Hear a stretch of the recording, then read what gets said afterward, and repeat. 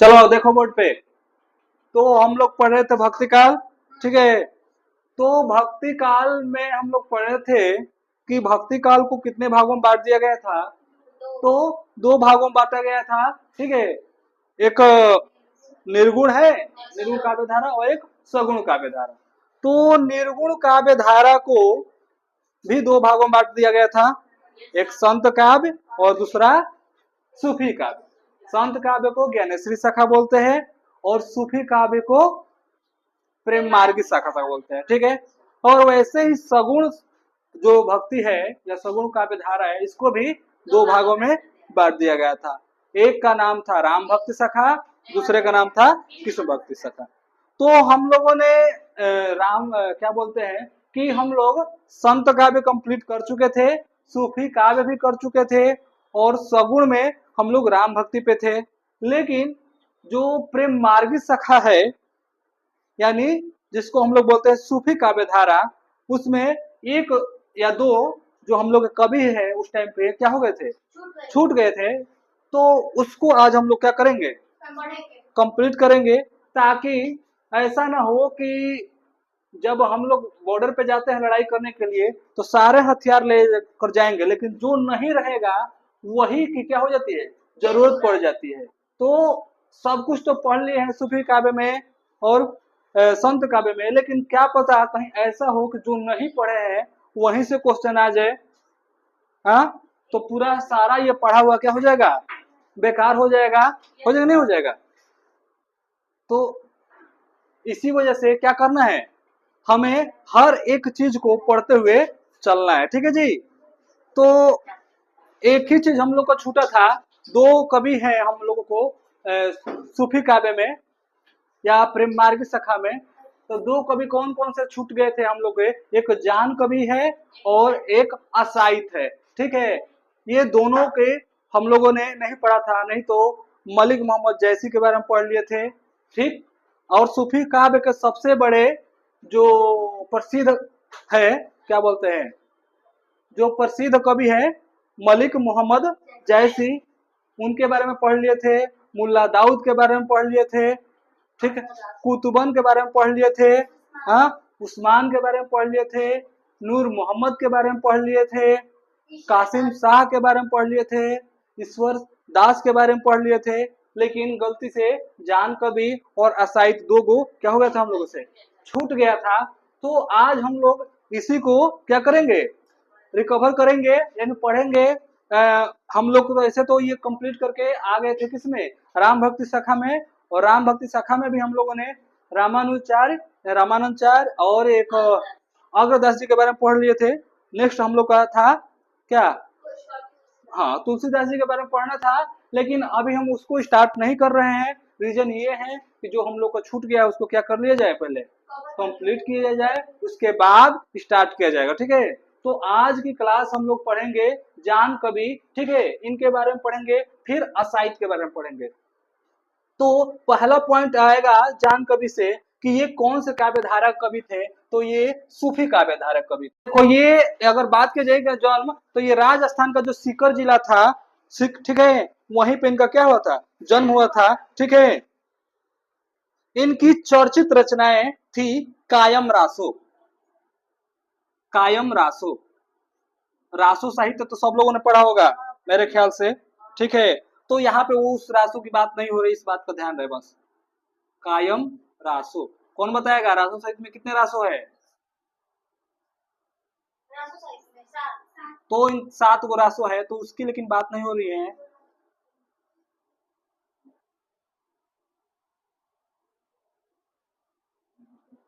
तो देखो कायम रासो जो थी वो जान कवि की चर्चित रचना थी, ठीक है। यानी अगर बात की जाए कि कायम रासो का रचयिता कौन है, तो बताओगे जान कवि है, या पूछा जाएगा कि जान कवि के सबसे ज्यादा फेमस प्रसिद्ध रचना का नाम बताइए, तो क्या बताओगे, कायम रासो।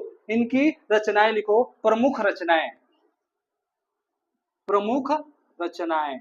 अब हम लोग आ गए हैं यूपी बोर्ड, चाहे कोई भी बोर्ड हो, मेन, क्योंकि रचनाएं ही पूछा जाता है। ये सब तो आउट ऑफ सिलेबस है। आउट ऑफ सिलेबस मीन्स कि ये तुम्हें हायर लेवल के एजुकेशन में ये सब पूछा जाएगा। इस बोर्ड एग्जाम में बस केवल रचनाएं ही पूछा जाता है। और जीवन परिचय जो फेमस फेमस है, हाँ, जयशंकर प्रसाद, निराला, महादेवी वर्मा, हाँ, दिनकर, सुमित्रा नंदन पंत, हाँ, ये, हाँ, मैथिली शरण गुप्त, फिर से वासुदेव शरण अग्रवाल, इन सब का जीवन परिचय पूछा जाता है। तो अब नहीं तो बाकी सब इनके क्या कहा जाएगा, बाकी सभी जितने जो कवि है उनकी रचनाएं ही पूछी जाती है। और रचनाएं ही इंपॉर्टेंट है। किसी भी कीमत पे रचना हमें क्या होना चाहिए, याद होना चाहिए। भले ही ये पॉइंट वाला ना याद हो, क्योंकि मैक्सिमम चीजें हायर लेवल का है तो जल्दी से याद भी नहीं हो पाएगा। लेकिन रचना इजिली याद होना ही पड़ेगा, करना ही पड़ेगा, चाहे कैसे भी करो। पहला है कथा रत्नावली। कथा रत्नावली, एक रत्नावली जो थी किसी महापुरुष की क्या थी, पत्नी भी थी। कौन बताएगा किसकी पत्नी थी? हाँ, तो तुलसीदास जी जो थे उनकी क्या थी, धर्म पत्नी थी क्या, रत्नावली। ठीक है, तो कहानी बड़ी मस्त है। तुलसीदास जी के आगे कभी अगर मिलन हुआ तो बताया जाएगा कि रत्नावली जी ने क्या कहा था कि तुलसीदास जी भगवान श्री राम के कितने बड़े भक्त हो गए, है नहीं। हाँ, तो लोग ऐसे नहीं कुछ बनता है, कहीं से कुछ सुनना पड़ता है। हाँ, कहीं से जब सुनेंगे तो बहुत सारे चीजें कर देंगे। हाँ, जो सोच भी नहीं सकता है लोग, रत्नावली सोची भी नहीं थी। हाँ, और बहुत सारे वो बहुत बड़े तुलसीदास क्या हो गए आज के डेट में, आज के डेट में का उसी टाइम से, और जब तक ये पृथ्वी रहेगा तब तक उनका नाम होगा। और रीजन क्या आएगा, पीछे कौन था, उनकी वाइफ। भले ही अच्छे काम तरीके से ना बोल के थोड़ा घटिया लेवल से बोला जाए, लेकिन काम सही करवाई थी। ठीक है, तो थोड़ा उरे बोली थी लेकिन काम अच्छे किए थे वो। भगवान प्रभु श्री राम के बहुत बड़े भक्त निकल कर आ गए थे गोस्वामी तुलसीदास जी। ठीक है, तो ये पढ़ेंगे कहानी रत्नावली वाली, बहुत मस्त कहानी है। ठीक है, अगला है कथा रूप मंजरी। तो पहले के जमाने में वैसे ही नाम था। ठीक है, आज वाला थोड़ा था दो अक्षर का नाम है। हाँ? आज के डेट में थोड़ी है कि दो अक्षर का नाम रख लोगे। पहले के जमाने में बड़ा बड़ा नाम रखता था। हाँ, कमलाबाई तो पता ना कौन सा, सावित्री बाई, तो ये वो फलान ठिकान। ठीक है, अगला लिखो कथा मोहनी।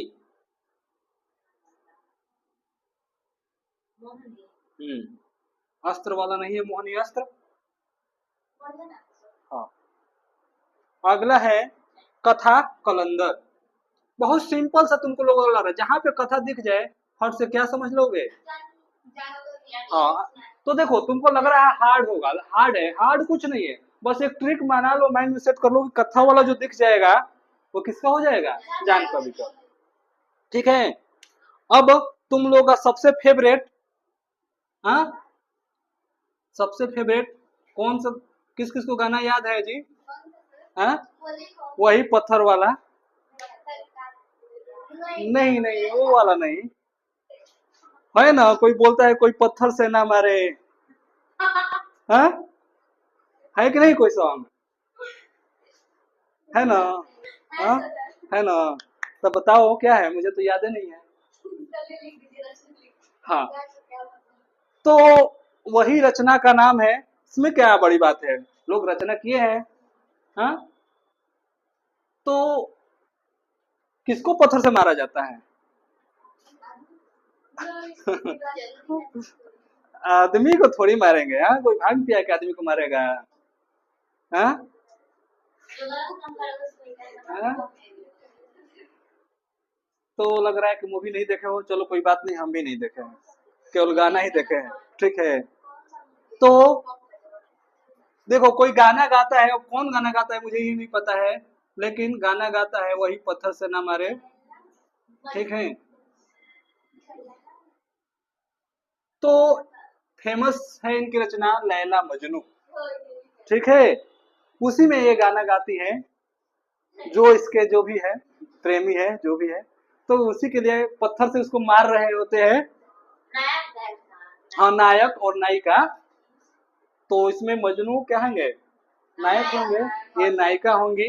तो इनके नायक को मारा जा रहा है बीच रास्ते पे घेर के पत्थर से, तो उसी टाइम पे ये गाना गा रही है वो वाली है। तो कोई पत्थर से ना मारे, पता ना किसको ना मारे, लेकिन ना मारे इतना ही पता है। तो लैला मजनू जो है, अभी तक नामे सुने होंगे, लैला मजनू, हीर फहरात, पता ना कौन सा फहरात, हीर रांझा है, फहरात है, हीर कोई भी है, खैरात तो हो सकता है, क्या मतलब है। तो लैला मजनू नाम सुने होंगे, आया कहां से है, पहली बार किसने प्रयोग किया था, तो जान कवि ने प्रयोग किया था। ठीक है, तो अगला जो रचना है लैला मजनू, इंपोर्टेंट है, क्वेश्चन आ सकता है कि लैला मजनू का रचनाकार कौन है, तो तुम अरे तो क्या पगला आ गए सभी, कहां से आ गया लैला मजनू। हाँ, तो जान कवि है। नहीं, पहली बार कोई सुनेगा तो अरे अजीब सही, कहां से आ गया लैला मजनू, पढ़वा रहे हैं कि क्या करा रहे हैं। हाँ, गाना ही याद आएगा। लेकिन क्वेश्चन का आंसर नहीं मिला, खाली गाना ही गाते रह जाओगे। तो ये क्लियर हो गया। अगला है जफरनामा, ये भी इंपॉर्टेंट है, जफरनामा। नेक्स्ट क्या है, जफरनामा। हाँ, जफरनामा हो गया। नेक्स्ट तुम्हारे लिए है, तुम लोगों के लिए नहीं, 72 गो ग्राम, क्या बोल रहे हो, 72 ग्रंथों की रचना किए थे। तो अगला है जफरनामा। ठीक, नेक्स्ट है, ये तुम लोग का फेवरेट है गांव में, नहीं, अरे किसी का भी गांव हो, जब नई नई बहुरिया आती है, हैं, तो फैशन करके चलती है। पहले के जमाना में क्या करके चलती थी, हाँ घूंघट, हाँ हाँ हाँ, ऐसा करके।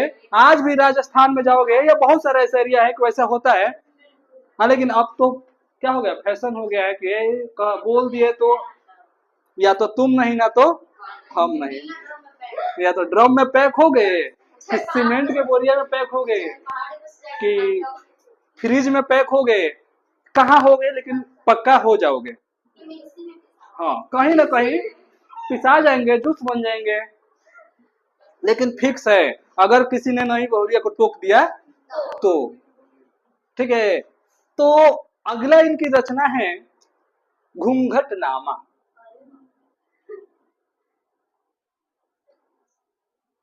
समझ में आ रहा है ना, कहाँ कहाँ से कैसे कैसे आ रहा है। हाँ, इसी में सब कहानी पढ़ लेंगे, लैला मजनू से हीर जवरात के पता ना कौन कौन। नेक्स्ट है बाजनामा, बाजनामा 9th नंबर है। पहले के जमाने में चिट्ठी कौन पहुंचाता था, हाँ हाँ, पहले के जमाने में चिट्ठियों का काम किसका था, कबूतरों का। ये मत कह देना को पहले के जमाने में सिर्फ चिट्ठी पहुंचाते थे, नहीं, तो कबूतर पहुंचाते थे, जाहिर सी बात है। तो अगला है कबूतरनामा, बहुत सिंपल सिंपल है, नामा वाला जितना है जान कवि की है, कथा वाला जितना है जान कवि की है। एक बच गया लैला मजनू, सिंपल सी बात है, ये तो कुछ भी भुला जाओगे, लेकिन ये तो भूलोगे नहीं, है, दो को नहीं भूलोगे, एगो लैला मजनू, एगो घूंघटनामा, बाकी सब भूल जाओगे, लेकिन दो को नहीं भूलोगे, लैला मजनू घूंघटनामा। अगला है कथा नल दंपति, इंपॉर्टेंट है ये भी, कथा नल दंपति। ठीक है,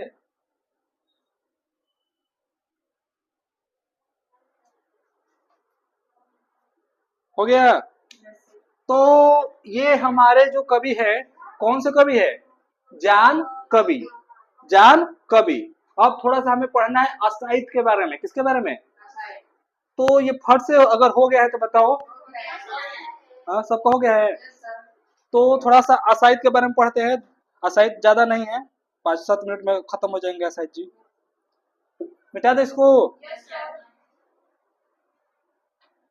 अगर किसी को ना समझ में आया हो कहीं से कुछ भी, तो पूछ सकता है, उसके लिए स्वतंत्र है।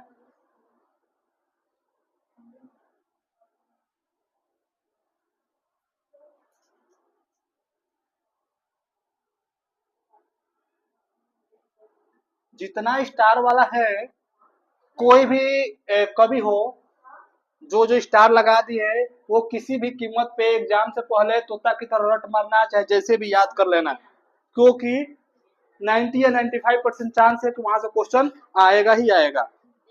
ठीक है, तो अगला है कवि है असाई। और ये नहीं सोचना है कि सामान्य हिंदी है कि साहित्यिक हिंदी है। ठीक है, तो लोग इसमें कंफ्यूजन होते हैं कि सामान्य हिंदी का है कि साहित्यिक। तो सामान्य हो या साहित्यिक हो, जितने कवि साहित्य में है उतने ही सामान्य में है। ठीक है, तो साहित्य और सामान्य बस केवल संस्कृत का फर्क है और कुछ नहीं। तो जितनी रचनाएं हैं सामान्य वाला साहित्य वाले में उतने ही सामान्य में है। तो इस बार उल्टा हो गया था, मैक्सिमम चीजें साहित्य वाला सामान्य वाले में भी आ गया था और सामान्य वाला साहित्य में। तो हमें उस तरह से तैयारी करना है कि कहीं भी आए कर लें। अगला लिखो असाहित। अगला कवि का नाम लिखो असाहित। हाँ, लिखो इनमें इनके पहला पॉइंट, असाहित की प्रसिद्ध रचना, प्रसिद्ध रचना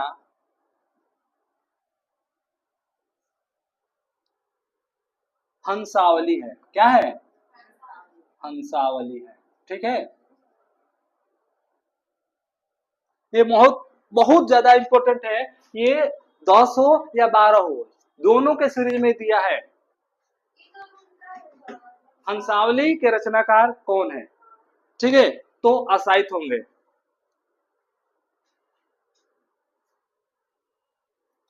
ये अगला पॉइंट लिखो, इंपॉर्टेंट पॉइंट है अगला, स्टार बना के या इंपॉर्टेंट डाल के, कि यह हिंदी के प्रथम प्रेमाख्यान काव्य है।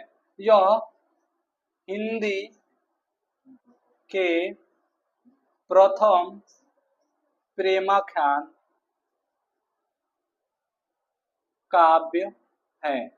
ठीक है, यह हिंदी का प्रथम प्रेमाख्यान काव्य है। प्रेमाख्यान सूफी काव्य में प्रथम नंबर पे है ये। कौन? हंसावली। कौन? हंसावली। राजा हंस वाला नहीं है, इस बात का कंफ्यूजन मत हो जाना। ठीक है, क्योंकि जब कुतुबन मंजन ये सब पढ़ा रहे थे उसी में टाइम पे आया था। अब आते हैं अपने बचपन के दिनों में, चलते हैं। तो तुम लोगों का बचपन के दिनों में मोटू पतलू होगा, हाँ, और भी कुछ होगा मुझे याद नहीं है। हाँ, मोगली, छोटा भीम, ठीक है, बबलू डब्लू, यही सब होगा। तो हमारे बचपन के टाइम पे थे एक विक्रम बेताल। विक्रम बेताल, ठीक है, विक्रम बेताल की कहानी किसी ने सुना होगा, अगर सुना होगा पहले नाम तो। ठीक है, तो लिखो कवि असाहित ने, कवि असाहित ने, नाम सुना है किसी ने विक्रम बेताल का? हाँ, हमारे बचपन के टाइम पे डीडी नेशनल पे आता था। तो वो ऐसा है कि बता ना विक्रम ये कौन, कि बेताल शायद उसके कंधों पे हमेशा बैठा रहता था, हमेशा एगो कंधे पे उसका बैठा रहता था। ठीक है, तो कवि असाहित ने इस काव्य की प्रेरणा, कौन सी काव्य? हंसावली। इस काव्य की प्रेरणा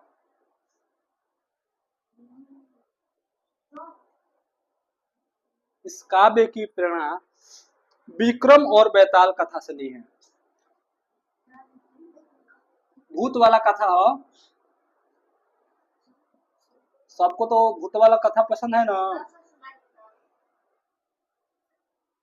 समय की अभाव है, इस वजह से नहीं सुना पा रहे हैं। ठीक है, किसी दिन सुना देंगे।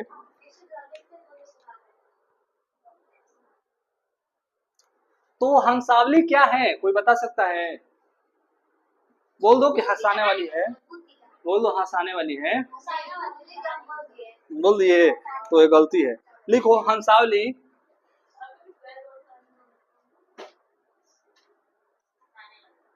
नहीं ऐसे मत लिखना। लिखो इसमें इसमें पाटन पाटन पाटन की राजकुमारी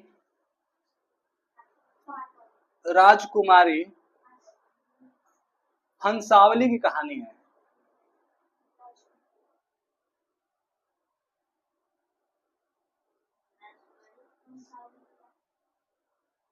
ठीक है, हिंदी बहुत मस्त है, बहुत बहुत अच्छे अच्छे इसमें कहानी मिलते हैं देखने को पढ़ने को। ठीक है जी। तो यहाँ तक क्लियर हो गया।